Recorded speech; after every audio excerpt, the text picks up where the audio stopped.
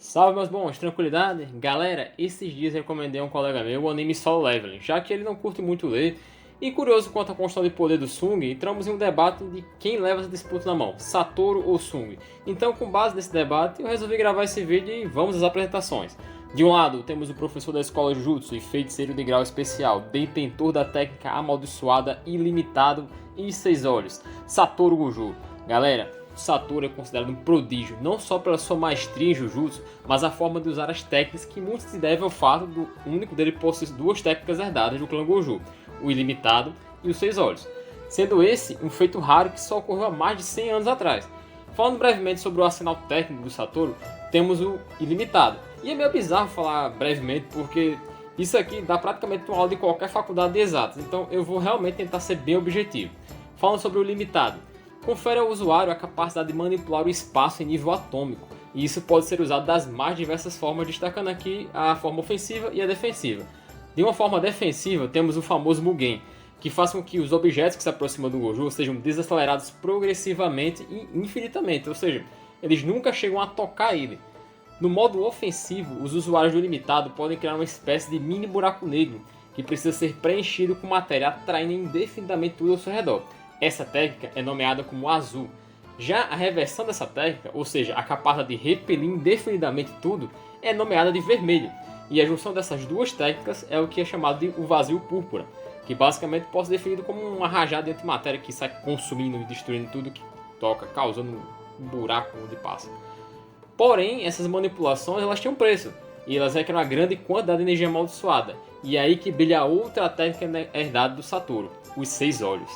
Eles permitem ao portador ver e processar o mundo ao seu redor em nível atômico, compreendendo instantaneamente um conjunto de informações. Esses olhos são fundamentais para as habilidades de Gojo, conferindo a ele uma manipulação e ajuste da quantidade de energia amaldiçoada usada em suas técnicas.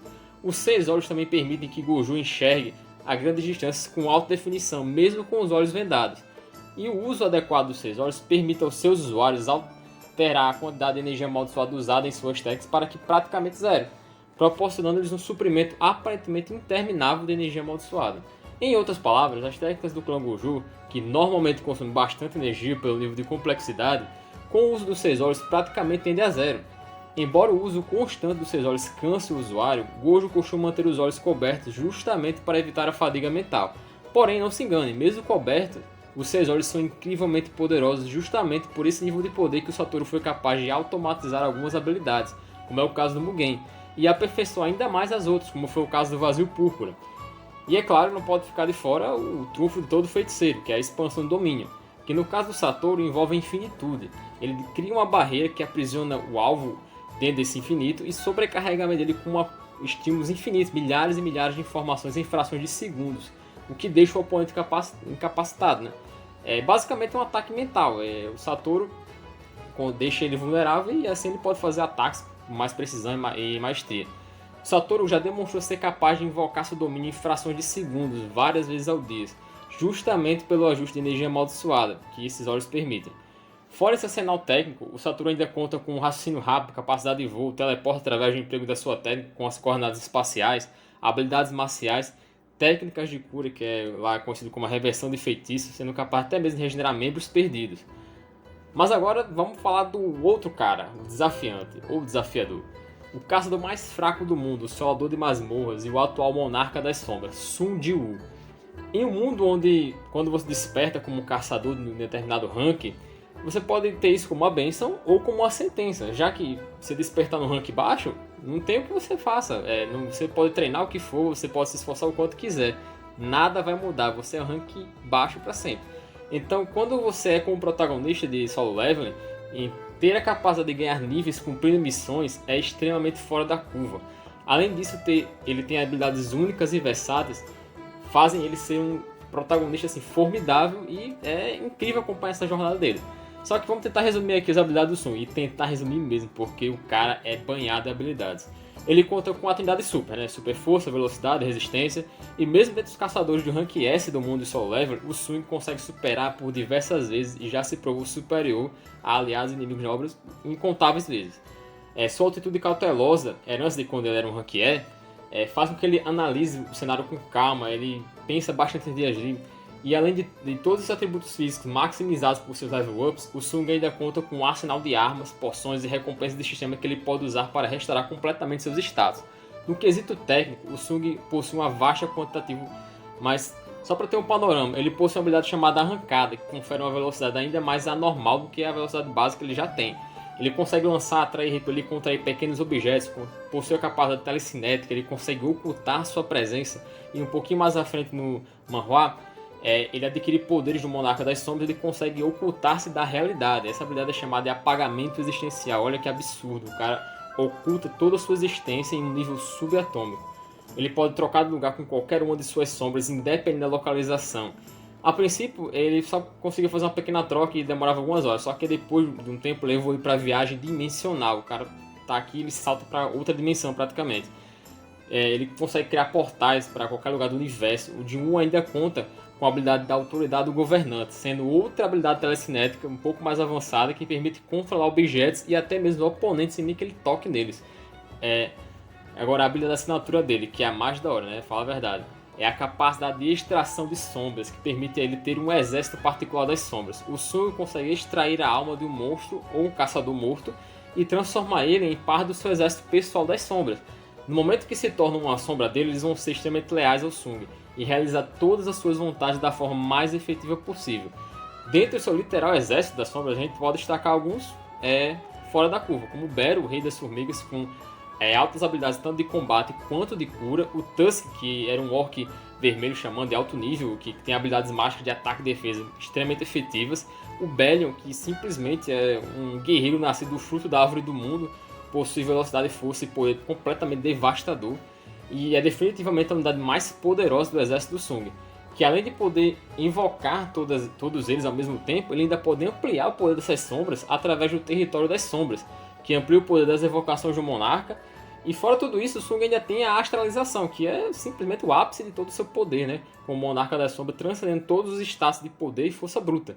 Além do fato de ele ter alcançado o status de ser acasual, ou seja, ele vai além do tempo. E mesmo que sua versão presente morra, ele vai continuar existindo em outra temporalidade, e a realidade se ajusta para que ele continue existindo. É simplesmente muita apelação. O cara é tudo. Ele é um deus. E, gente, antes da gente adentrar na batalha como um todo, a gente vai ter que fazer aqui algumas considerações. Como a gente está tratando de universos bem distintos, a gente tem que entrar no consenso para que exista o mínimo de sentido em tudo que a gente está destacando aqui.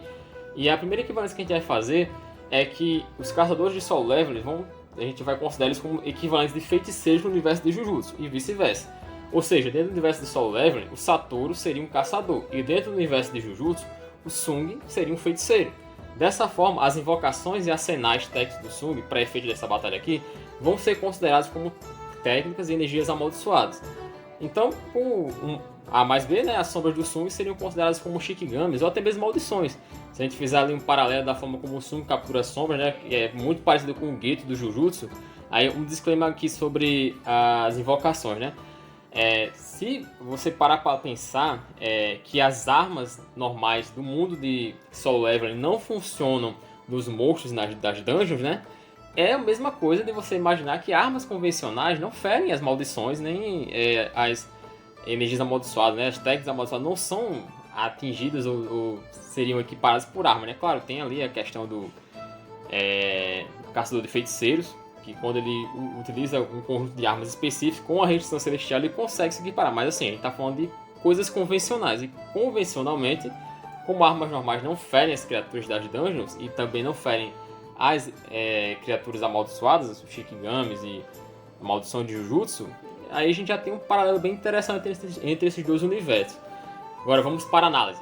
No quesito de força física, o Sung leva melhor com folga. Ele já demonstrou feitos de força bruta tão fora da curva que foi capaz de vencer na mão o Thomas Under. É um caçador de rank S considerado mais poderoso em termos de força bruta e poder devastar construções com uma facilidade absurda. Ainda ao longo da obra, o Sung chega ao nível de representar uma ameaça à Terra apenas com a sua força. O Satoru, por outro lado, não tem nenhum grande feito de força física, então é um ponto para o Sung. No quesito velocidade, o Satoru demonstra capacidade de percorrer grandes distâncias em minutos. Por outro lado, o Sung apresenta feitos de velocidade supersônicos e até já chegou a reagir a ataques próximos da velocidade da luz. Então aqui não tem que discutir, é mais um ponto para o Sung. No quesito resistência, a durabilidade de ambos são extremamente aptos e demonstram capacidades de cura, seja o Sung com a bênção passiva e poderes de cura e proteção, ou o Satoru com o uso de energia reversa e suas técnicas de barreira. Ambos já estiveram próximos da morte e retornaram graças a essas técnicas. Então aqui eu vou dar um empate assim, 1 a 1 para cada um, porque ambos estão bem ali equiparados, né? Agora, como é que seria esse combate no geral, né? Bem, se a gente pegar os dois personagens sem se conhecerem, sem um ter conhecimento prévio um do outro, eu acho que certamente eles saindo na mão e tem uma situação em que eles brigam, o Satoru ele vai de base muito rapidamente. Porque o estilo do Satoru é ir sentindo a tensão, ele vai menosprezando o oponente e geralmente isso leva ele a situações bem complicadas, que é o que a gente vê ao longo da obra, né? Ele encontra-se ali com o jogo no início da obra, ele subestima a maldição, ele sabe que tem toda uma conspiração, que ele é um espírito amaldiçoado que já não é convencional, mas ainda assim ele menospreza o espírito, ele fica lá, vou ensinar o meu aprendiz aqui, ó, Yuji, vê só como é que se luta com um espírito de grau amaldiçoado especial aqui pra você aprender alguma coisa. E aí ele foge da sequência, justamente por esse menosprezo, né, que o Satoru demonstra com seus inimigos a princípio. Ele vai sentindo a escalada de poder até que chega um nível que às vezes foge do controle dele. É contando com isso que justamente o Ken já conseguiu arquitetar todo um plano em torno dessa soberba, né, desse sentimento de menosprezo que o Satoru tem pelos outros, por ele justamente ser tão forte nesse mundo. Em contrapartida, em Solo Leveling, a gente tem o protagonista Sung, que ele sempre foi fraco, então para ele sempre parte do princípio que o oponente é muito mais forte, então ele já vai com receio, ele vai calculando as possibilidades e sempre que ele pode neutralizar o mais rápido possível a ameaça, ele vai com tudo. Então no cenário onde eles não se conhecem, acredito que o Satoru vai medindo aos poucos e esse aos poucos pode ser fatal. Agora se os dois partirem para o confronto direto, eles no 100%, a gente pode entender que o Sung vai ter uma dificuldade ali por causa do Mugen, mas como a gente já foi demonstrado na obra, se você concentra energia amaldiçoada em ataques, e esses ataques são muito intensos, isso pode sim vir a quebrar o Mugen do Satoru, como foi o caso que os espíritos amaldiçoados lá em Shibuya tentaram fazer isso com o Satoru.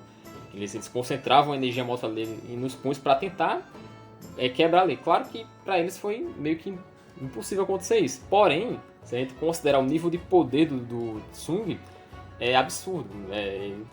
Com certeza, em algum momento, ele teria como fazer isso. Se não ele, alguma das suas sombras teriam, já que ele consegue invocar milhares delas. E aí sobraria então expansão do domínio do Satoru, que a gente pode pensar que por um lado seria efetivo contra o Sung, mas aí que entra, o Sung ele é imune a efeitos debilitantes. E como é um ataque mental que debilita, paralisa, e ele por si só é imune a isso, então praticamente seria inefetivo. E o Sung simplesmente pode só teleportar dali e para fora, quebrar o domínio por fora com suas milhares de sombras. Ele, enfim, esmagadoramente não tem como. O Sung é abissal. A diferença aqui é gigantesca. O Satoru é muito forte, mas o Sung é milhares de vezes mais forte ainda. Então, pra mim, a conclusão é essa. E galera, é isso. Faz sentido pra você? Deixa aí alguma informação que eu não citei, se você acha que poderia adicionar. Não concorda comigo? Não tem problema, manda abraço nos comentários. Gostou do conteúdo? Like e inscrição para fortalecer. Tamo junto nessa jornada para dar esse up no canal aí, ó. Forte abraço, fiquem com Deus e vamos pra cima.